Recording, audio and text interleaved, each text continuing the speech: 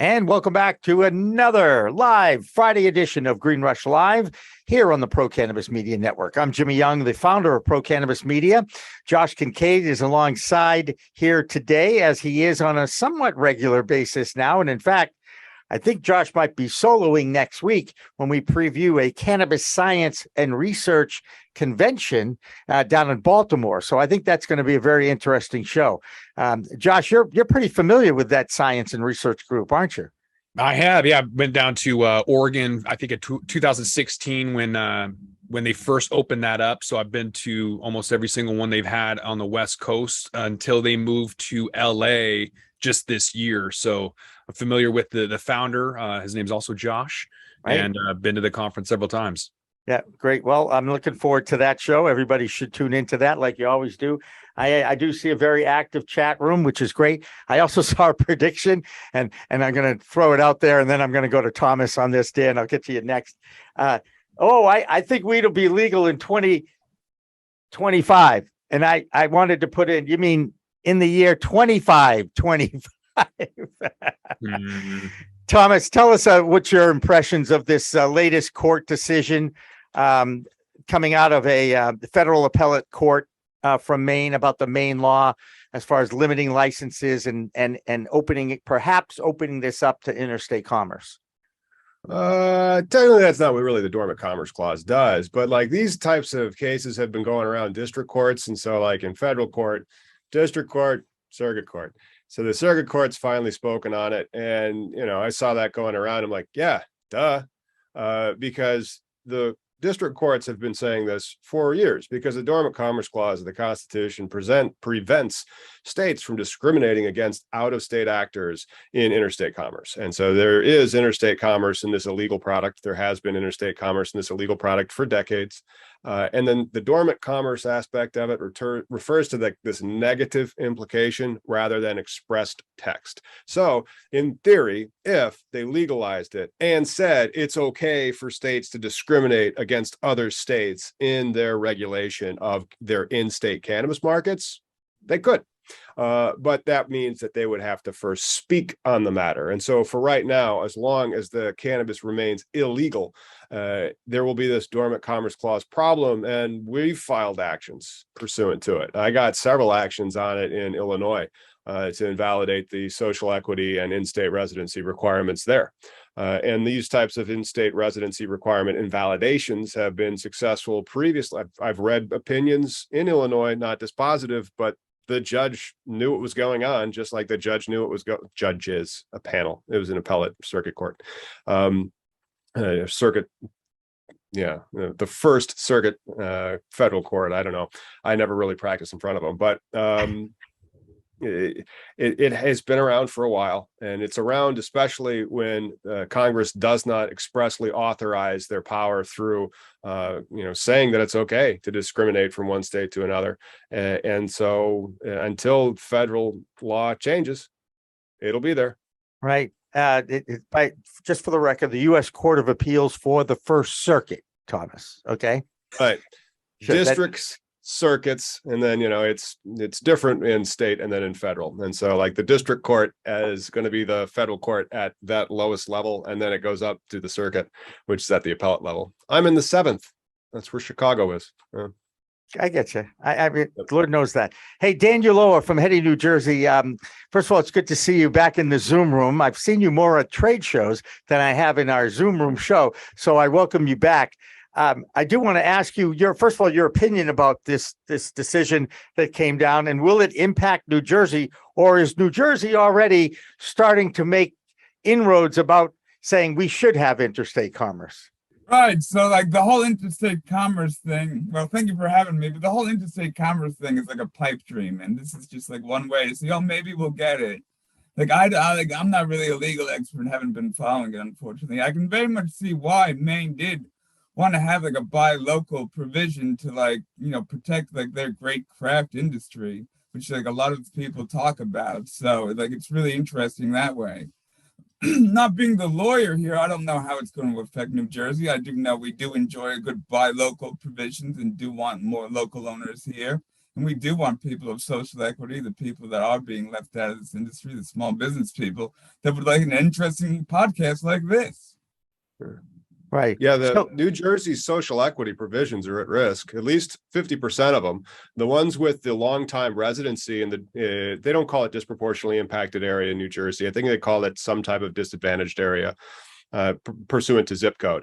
That is, and then they don't speak to interstate commerce at all on this decision. It was really about the in-state residency violating the Dormant Commerce Clause, because Congress is not spoken to this. They've just said it's all illegal.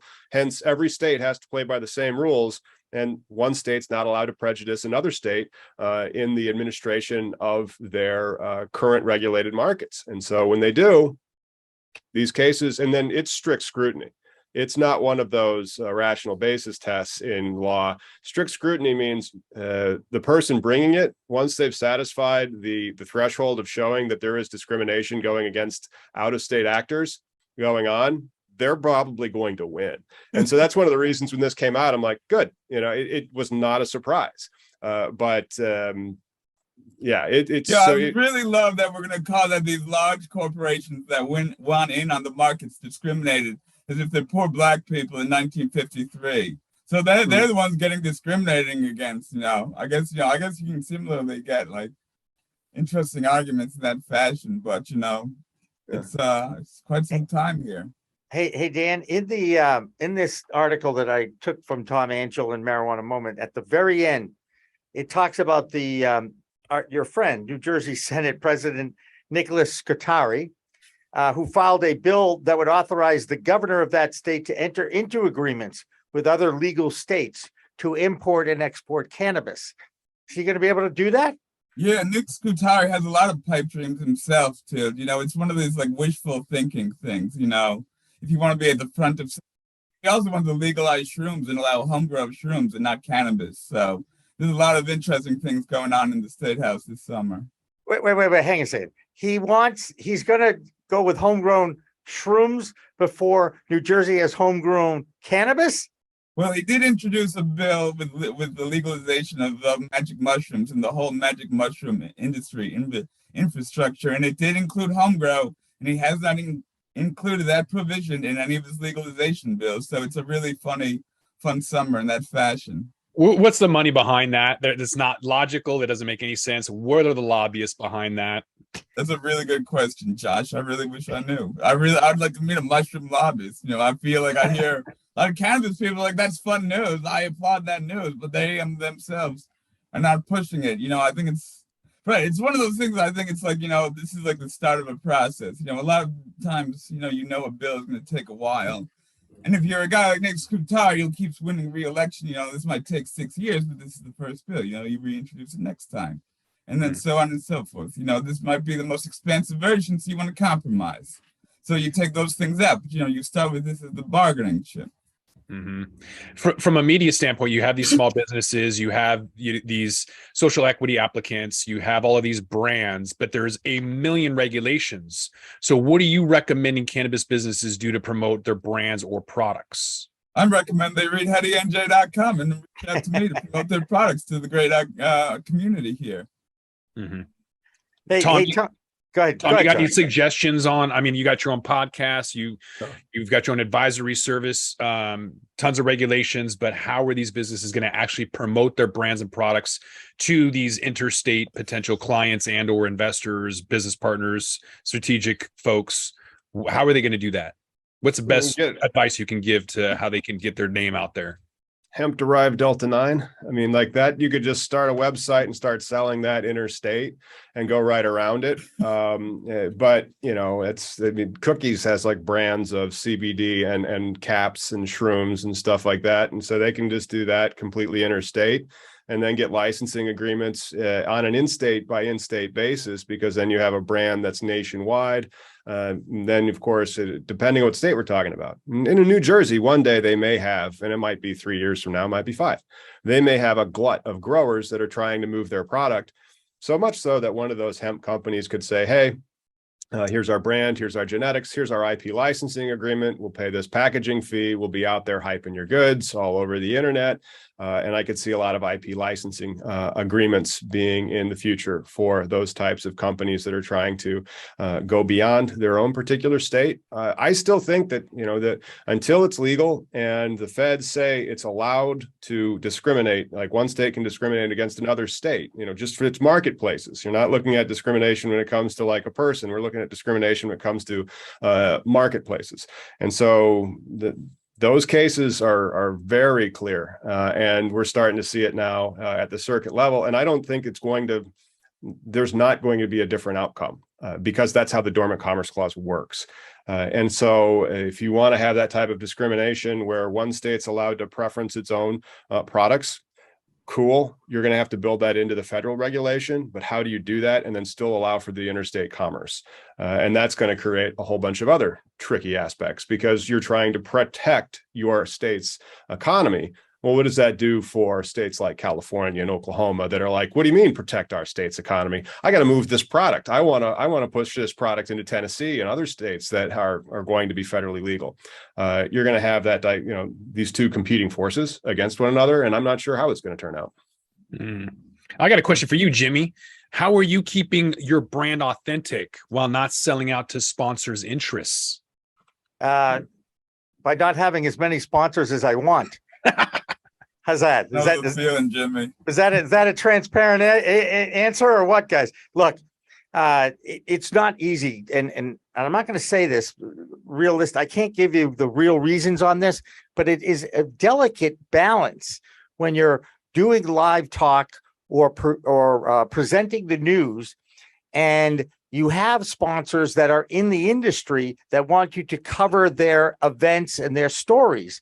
And, so we still have to set back and say, is this just another opening of a dispensary, or is there a story here that we can do? And both you guys, well, especially Dan, because you're definitely the journalist here.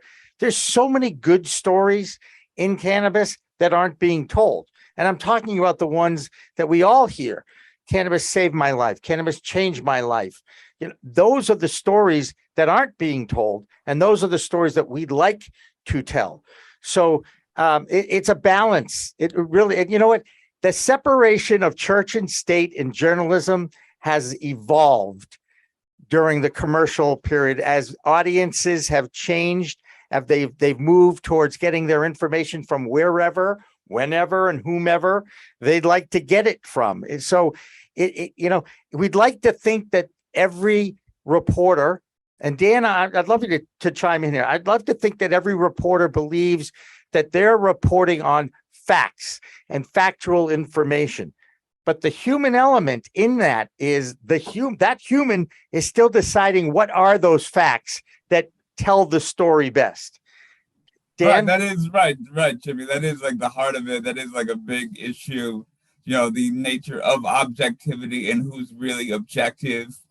People can talk into like their natural biases and like popular thought, about the nature of the economy, for example. There's a lot of biases if you really read stories like that about those things. I myself say this is muckraking journalism in the fashion of like the early 20th century. Like I am pro-cannabis.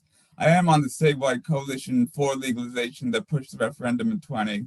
So, those are so I'm not going to say like I'm not unbiased here. I am pro-cannabis, and I've covered some of those patient stories and they are great stories. And, it's hard, as like a very humble operation to cover all the stories I want to. And, it is a line to walk there, when some people do want free press and who deserves free press, We only have 27 dispensaries here in the state of 9 million people. Each of one opening is a story. But to say like when they have new products, is that a story? Maybe not. Right. So do you think that traditional media, we all know that the stigma is still out there. We all know that there's been signs of normalization and acceptance of this plant medicine in various states, and every state goes through this.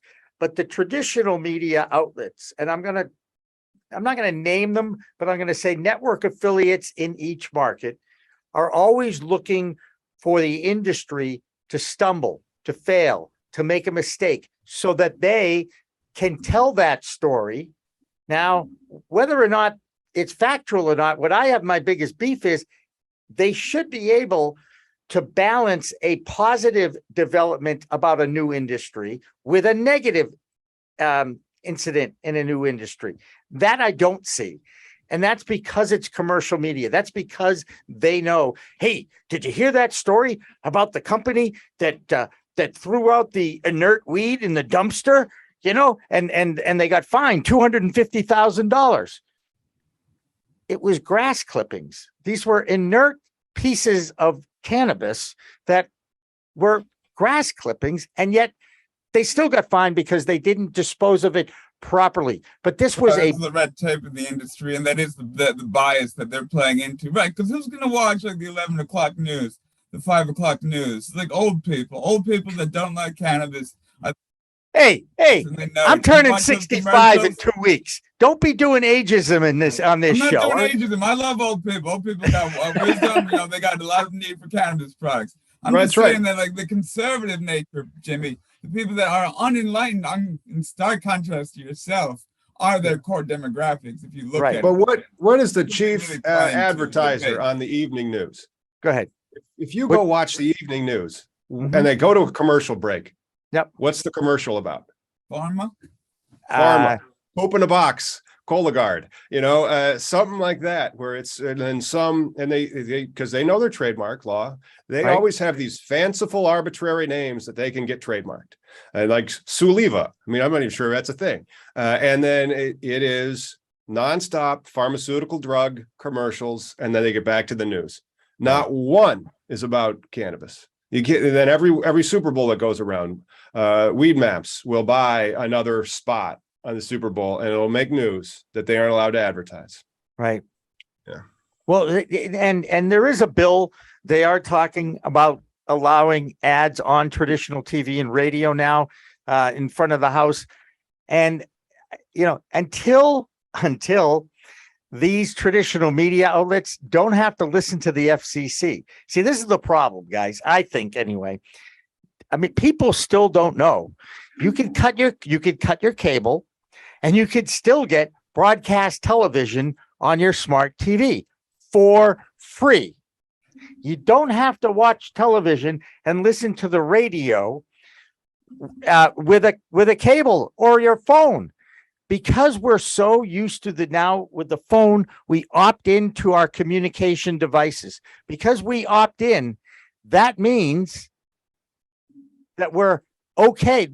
You could swear, you could get away with stuff that you can't get away with on traditional media network affiliates that have to apply for a license every year because the FCC is still protecting the airwaves that nobody's using anymore. Well, and the corporations are using them, Jimmy. I read a great book about this. It's really interesting, studying the nature of this. And like, right, so as like a guy who's like online news and like print journalism is unregulated, protected by the First Amendment, they use the public airwaves, which are regulated by the FCC. But the FCC, from its very beginning, was like controlled or like overly influenced by the corporations. It was supposed to regulate and oversee. Like NBC, like made dictated policy that there never should have been 4 TV channels in the United States. There were like, or 3 TV channels that were like the big channels. It's ridiculous. It's terrible. That's why this great internet media is so great. You know, we got you guys, we got Thomas in Illinois, we got HeadyNJ.com and Independent Cannabis News in New Jersey. Yeah, again, but I don't know about you, but I'm being ignored about what we've built here and what we've been doing now for 2 years in media, in my backyard, in my hometown.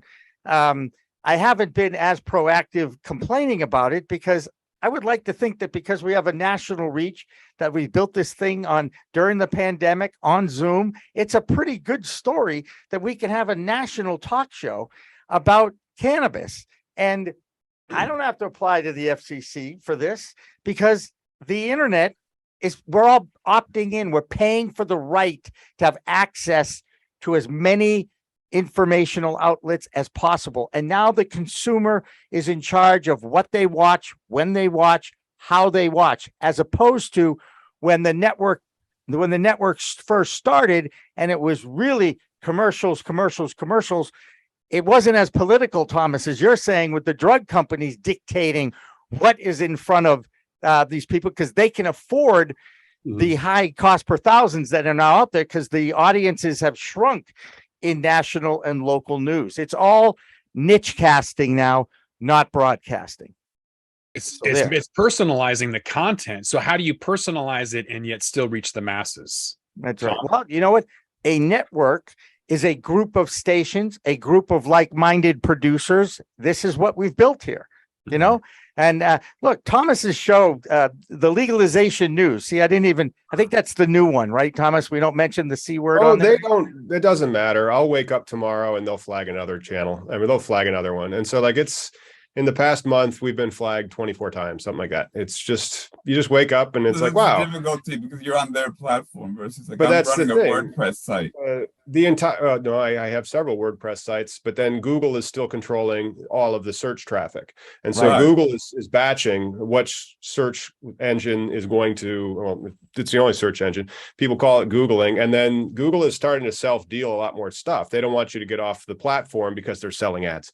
And so as a result of that, you know, I'm starting to go back to doing short form scripted material on the channel because that's what Google wants. And then I'm starting to ask, like, people also ask questions. For example, hey, whatever happened to the fairness doctrine? That's a good one from the past and history. It is. And so, from history, it's right, history. It's history. And so now we're all just living in our own little fantasies. But anyway, Google is still the platform that even if you have a WordPress site that people are going to reach you from. Or how are you going to get it out? You're going to go share it on Facebook. You're going to go try to get a viral on Instagram or TikTok. That's not going to happen. It's all platform based. And so at least with the FCC, it was the airwaves. And then you'd say, hey, at least you have to keep it fair. Now you don't. Now you can get Alex Jones Cuckoo Bananas, that's there just hustling their products. And yeah, so we have legalization news. It's okay, popular, but it gets throttled, and we just don't grow very fast. I'll see if I can start growing faster, but they don't want you to have 100,000 subscribers out there listening.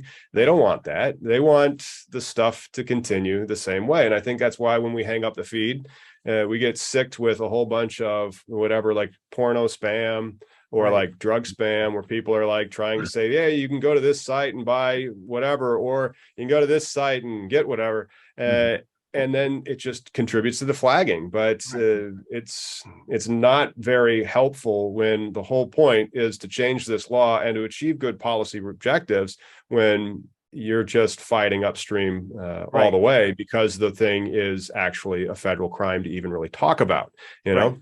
Yeah, but that's, it's funny. I was a sportscaster for 25 years, and I always felt I was just doing a job. I was serving the public with information.